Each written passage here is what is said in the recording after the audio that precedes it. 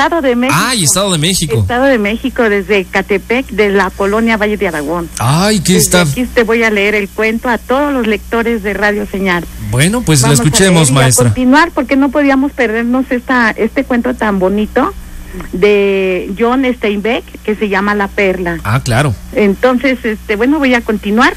¿Sí? La escuchamos, maestra, y muy Ajá, buenos días. gracias. Ya la esperábamos con el cafecito caliente. Pues sí, pues, pero ya ves que no quise correr el riesgo de irme a Jojutla, pensando que estaba el tapón ahí de Tres Marías, en donde no podíamos pasar, entonces no quise correr el riesgo de pasar o que me quedara de este lado. Pero ya la escuchamos, maestra, bueno, sí. Buenos días a los lectores de Radio Señal 89.3 FM y 1520 AM, tu señal, y por internet a todo el mundo. Bienvenidos a un sábado más, a esta mañanita literaria, en donde tenemos un universo de escritores que nos brindan sus obras, que son clásicos de la literatura universal. Y continuamos con otra estrategia didáctica en este puente. Podemos iniciar. Esta estrategia nos va a apoyar para acercar a la familia a elaborar cuentos, y consiste en anotar que cada miembro de la familia, desde papá, mamá, abuelitos, tíos, todos van a escribir una parte de ese cuento que van a iniciar en familia, dándole secuencia. El que le vaya anotando debe de ir leyendo la parte anterior y darle secuencia a ese cuento, que después de varios días, o como la familia determine, van a escribir el final y leer todo el cuento y divertirse con este cuento inventado por todos. Esa es una de las estrategias que sugerimos aquí en Radio Señal. Y bueno, recordemos a nuestro escritor John Steinbeck, que escribió esta obra que estamos iniciando, y es el segundo sábado, que se llama La Perla, en donde el escritor nos narra el mundo, una historia de los que viven oprimidos y se enfrentan a la codicia y la maldad de los que solo quieren más y más riqueza. Con La Perla, John Steinbeck logró un clásico de la literatura universal, que nunca dejará de impactar por su pasión, su crudeza y su profunda tragedia. Y bueno, vamos a iniciar. Recuerden que cuando vamos a iniciar la lectura, preparen su cafecito, o simplemente debemos cerrar los ojos y disfrutar e imaginarnos lo que el escritor nos está narrando, lo que el escritor vio en una de las costas de la República Mexicana, lo que vio y cómo vivían estos pescadores. Y tenemos a nuestros personajes principales. Recordemos que es Quino, Juana y Coyotito. Recordemos que el sábado también Coyotito estaba en la cuna y Quino alcanzó a ver cómo venía bajando un escorpión, que por más que quiso quitarlo de ese camino, de ese lazo que sostenía la cuna, por más cayó el escorpión y le picó en el hombro.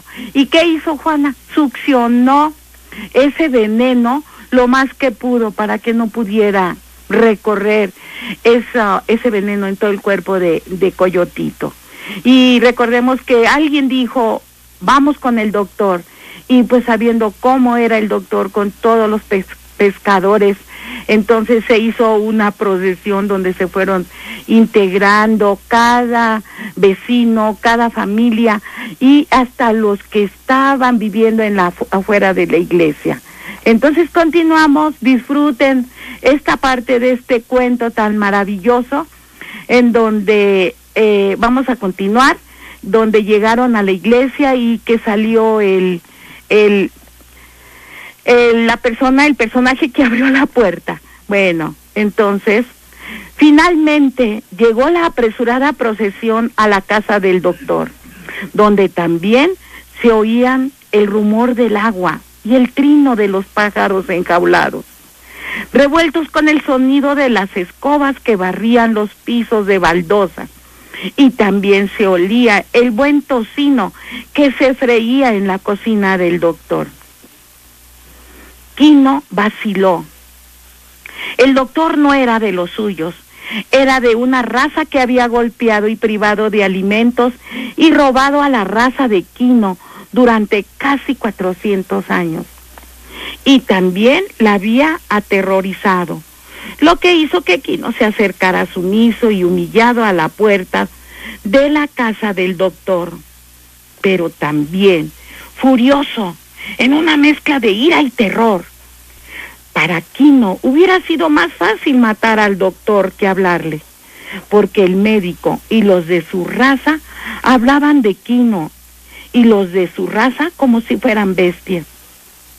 Y cuando extendió la mano derecha para tomar el baldón, para tocar en la puerta, escuchó dentro de su cabeza el sonido martillante de la música del enemigo.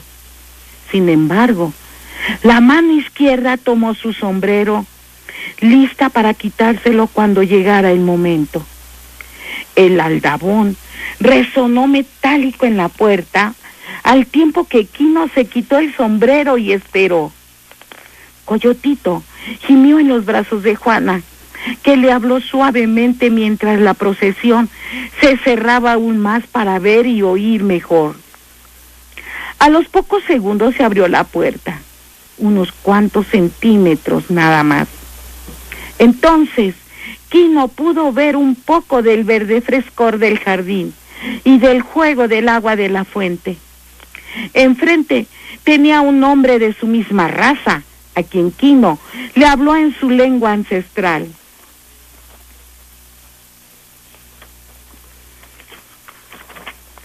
Al niño, mi primogénito, lo envenenó un escorpión con su piquete. Necesita de la sabiduría del que cura. El hombre cerró un poco y, negándose a usar el idioma natural, le dijo: un momento, voy a informarle. Y cerró la puerta y echó el cerrojo. El sol arrojaba las sombras amontonadas del grupo sobre el blanco muro. El doctor, vestido de bata de seda roja, tornasolada, que le había llegado de París y que le apretaba el pecho cuando se la cerraba, estaba sentado en la cama alta de su habitación. Sobre su regazo tenía una bandeja de plata con una chocolatera del mismo metal, y sostenía una pequeña taza de porcelana que casi desaparecía entre su grande y tosca mano. Cada vez que la llevaba hacia sus labios con la punta del pulgar y el índice, mientras hacía a un lado los otros 3 dedos que le estorbaban, sus ojos descansaban sobre bolsas de carne flácida y su boca mostraba un rictus de desagrado. Estaba engordando de más y su voz se había vuelto ronca por la grasa que se le acumulaba en la garganta. Había a su lado una mesita en la que había un gong y una caja de cigarrillos. Los muebles de su cuarto eran pesados, oscuros y lóbregos. Los cuadros eran religiosos y había un retrato de su difunta esposa, que de seguro estaba en el cielo por las misas pagadas con el dinero de su herencia. En otra época, el doctor había sido del gran mundo y luego había vivido en la añoranza y la nostalgia en Francia. Decía que aquello sí era vida civilizada, o sea que había tenido ingresos suficientes para tener un amante y comer en restaurantes. Vaciló una segunda taza de chocolate y partió un bizcocho con los dedos cuando llegó el criado hasta su puerta esperando que su presencia fuera advertida. ¿Qué pasa?, preguntó el doctor. En la puerta está un indígena. Dice que a su hijo le picó un escorpión. El doctor bajó la taza con cuidado antes de dejar salir su ira. No tengo nada mejor que hacer que cucar picaduras de escorpiones a los nativos. Soy un doctor, no un veterinario. Sí, patrón, dijo el criado. ¿Tiene dinero?, preguntó el doctor, y casi al instante se respondió: no, nunca tienen dinero. Solo yo tengo que trabajar por nada. Y ya estoy harto y cansado de trabajar por nada. Ve a ver si tiene dinero. Ya en la puerta, el criado le abrió un poco y miró a los que esperaban. Esta vez sí habló en el idioma antiguo. ¿Traen dinero para pagar el tratamiento? Quino hurgó en algún escondite secreto debajo de su manta y sacó un papel doblado en muchos pliegues, que fue desdoblando uno por uno, hasta mostrar 8 perlas deformes, feas y grises, y casi con úlceras aplanadas y casi sin valor. El criado tomó el papel y cerró la puerta. Regresó en poco tiempo. Abrió apenas la puerta y devolvió el papel. El doctor ha salido. Lo llamaron para atender un caso muy grave. Y cerró la puerta casi con vergüenza. Todo el grupo se sintió indignado. La procesión se dispersó. Los mendigos regresaron a sus puestos en las escaleras de la iglesia. Los curiosos se alejaron y los vecinos se marcharon en silencio para no ver la humillación de Quino. Por largo rato Quino permaneció parado frente a la puerta, con Juana a su lado. Lentamente se volvió a poner el sombrero y entonces, sin pensarlo, dio un fuerte golpe a la puerta con el puño cerrado. Bajó la vista y miró asombrado sus nudillos lastimados, de los que empezaba a salir sangre que mojaba sus dedos. El pueblo estaba en un ancho estuario. Sus edificios de fachadas amarillentas seguían la línea de la playa sobre la cual yacían las canoas blancas y azules que llegaban de Nayarit, embarcaciones que desde hacía siglos eran recubiertas con un material impermeable, duro como el nácar, cuyo secreto de cómo elaborarlo era guardado celosamente por los pescadores. Las barcas eran esbeltas y altas, con la proa y la popa curvadas, y tenían un refuerzo en el centro, donde se podía colocar un mástil, sobre el cual se podía levantar una pequeña vela latina. Las chozas de los pescadores estaban a la derecha del pueblo, y las canoas se alineaban enfrente de esa zona. Quino y Juana bajaron lentamente hasta la playa, en dirección a la canoa de Quino, que era la única cosa de valor que poseían en el mundo. Era muy vieja. Su abuelo la había traído desde Nayarit y se la había dado al papá de Quino, que luego se la legó a él. Era su único patrimonio y su único medio de vida, y con ella podía garantizarle a su mujer, cuando menos, la comida. Era como un seguro contra el hambre. Quino la cuidaba y cada año la volvía a recubrir con el material secreto que su padre le había enseñado a preparar. Cuando llegó a la canoa, tocó su proa con dulzura, como lo hacía siempre. Dejó en la arena su piedra de inmersión, su cesta y 2 cuerdas. Dobló su cobija y la puso sobre la proa. Juana acomodó a Coyotito sobre la cobija y le tapó con su rebozo para que no le diera el sol. Estaba calmado, pero la hinchazón del hombro ya había llegado hasta el cuello, debajo de la oreja. Tenía la cara enrojecida y caliente por la fiebre. Juana dio unos pasos dentro del agua y recogió un puñado de algas marrones con las que hizo una plasta que colocó en el hombro de su hijo. Confiaba en que el remedio era tan bueno como cualquier otro, y tal vez hasta mejor que el que le podía recetar el médico.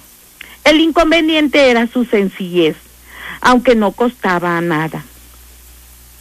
A Coyotito todavía no le comenzaban los calambres en el estómago. Tal vez Juana había podido sacarle el veneno a tiempo, por lo que ella no se podía sacar. Era la preocupación por la vida de su hijo. Ella no había rezado por la curación de su hijo, sino que había rogado por hallar una perla que le sirviera para pagar al doctor la curación de su hijo, porque en esos lugares la mentalidad de la gente del pueblo era tan peculiar o especial como los espejismos del Golfo. Quino y Juana arrastraron la canoa hasta el agua. Cuando flotó la proa, Juana la abordó, mientras Quino la empujaba por la popa hasta que se despegó de la arena por completo y se estremeció por el embate de las primeras olas que enfrentó. Juana y Quino comenzaron a remar coordinadamente, haciendo que la canoa tomara velocidad, alejándose de la playa, susurrando sobre las olas. Hacía rato que los otros pescadores de perlas habían salido al mar. Al poco rato, Quino los distinguió bajo la bruma, navegando sobre el banco de ostras.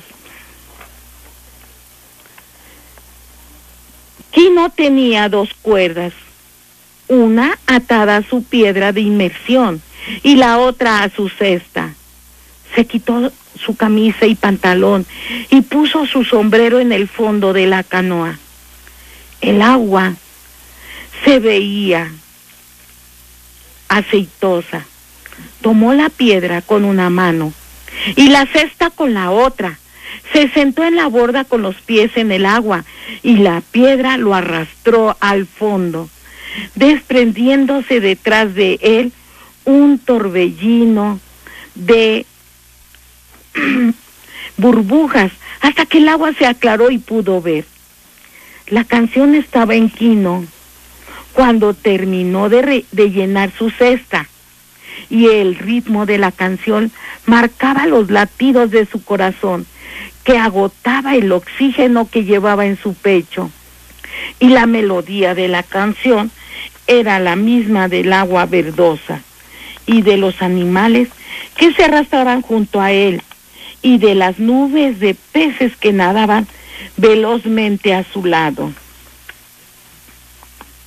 Quino, orgulloso de su juventud y fuerza, podía estar sumergido durante más de 2 minutos sin ningún esfuerzo, mientras trabajaba seleccionando con calma las mejores ostras. Un poco a su derecha había un montecillo cubierto de ostras jóvenes que aún no se debían recoger. Quino se acercó al montecillo y bajo un pequeño reborde vio una ostra muy grande, no cubierta por otras más jóvenes. Con cuidado, desprendió la ostra y la estrechó con firmeza contra su pecho.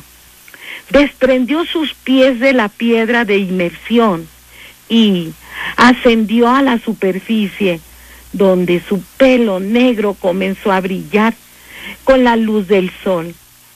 Llegó al borde de la canoa y depositó la ostra en el fondo. Juana mantuvo la canoa firme mientras Quino la abordaba. Tenía los ojos brillantes de la emoción.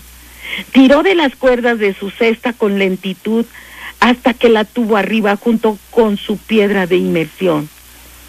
Juana notó su emoción, pero prefirió ver a otra parte. No es bueno desear algo con excesivo fervor, porque puede ahuyentar a la suerte. Hay que desearlas, aunque cuando vio la ostra, tuvo que contener la respiración. Mientras Quino, con lentitud y respeto, abrió su navaja y miró pensativo la cesta. Tal vez sería mejor dejar la ostra grande para el final. Tomó de la cesta una de las pequeñas y cortó el molusco. Buscó entre los pliegues carnosos y la arrojó al agua. Pareció que hasta entonces vio la gran ostra. Se sentó en cuclillas en el fondo de la canoa. La tomó y la revisó. Sus valvas eran oscuras, brillantes, y estaban limpias de adherencias. Quino vacilaba en abrirla. Sabía que lo antes visto podía ser un reflejo, un trozo de concha caído ahí por casualidad, o una completa ilusión. Aquel golfo de luces inciertas estaba más llena de ilusiones que de realidades. Pero sentía encima los ojos de Juana, que no podía esperar. Puso una mano sobre la cabeza de Coyotito y le dijo con dulzura: ábrela. Y hasta aquí le dejamos para continuar el próximo sábado. ¿Qué pasó cuando Quino, por orden de Juana, abrió la ostra más grande que había recogido en esa inmersión en el mar? Y entonces continuamos el próximo sábado con esta bonita obra de John Steinbeck que se llama La Perla.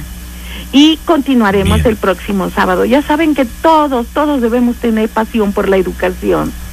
Y yo, de mi parte, es un placer servirles a todos los lectores de Radio Señal 89.3 FM y 1520 AM. Tu señal. Muchas gracias a todos los lectores. Gracias, Miguel. Gracias, maestra. Entonces nos vemos el próximo sábado. Espero que el próximo sábado esté allá en la cabina. Sí, ¿verdad? Ahí en la cabina. Bueno. Con todos, contigo y los lectores de Radio Señal. Ay, claro que sí, maestra. Buen fin de semana, que va a ser un fin de semana un poquito largo. Todos retornan el lunes. Ajá. Y bueno, aquí estaremos. Aquí estoy cuidando a mi hermano. Ah, bueno, pues un saludo para su hermano también. A mis hijos y a mis nietos y a mis nueras. Bueno, pues un abrazo para usted, maestra, sí. Muchas gracias. La esperamos aquí el próximo sabadito. Sí, nos vemos. Bye. Adiós. Bueno, pues ahí está la maestra Alicia Valle con otro, bueno, pues la continuación del cuento maravilloso. Y nosotros, bueno, pues antes de irnos a la pausa, ya que todos están bien tranquilos, en esos momentos, las primeras 8 personas que llamen en esos momentos, mire, Radio Señal los va a invitar a una increíble función de cine. ¿En dónde? Pues en Cinépolis.